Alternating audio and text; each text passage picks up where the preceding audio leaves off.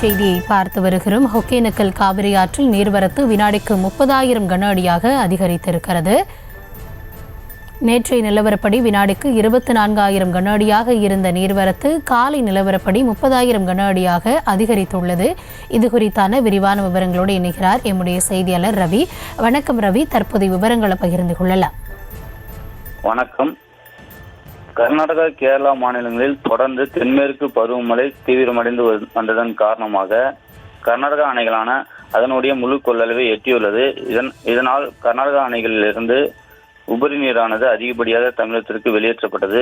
இந்த நிலையில் கர்நாடகா அணைகளிலிருந்து படிப்படியாக உபரி நீரானது குறைக்கப்பட்ட நிலையில் ஒகேனக்கல் காவிரி ஆற்றுக்கு வரும் நீரின் அளவு தொடர்ந்து குறைந்து வந்தது.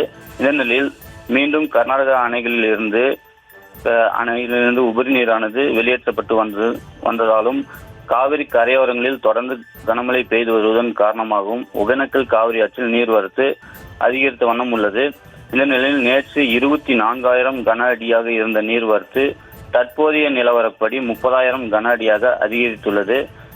இந்த நீர்வரத்து காரணமாக ஏற்கனவே மாவட்ட நிர்வாகம் தொடர்ந்து 27வது நாளாக குளிப்பதற்கும் தடை விதித்திருந்த நிலையில் இன்று பரிசல் இயக்க தடையை விதித்துள்ளது.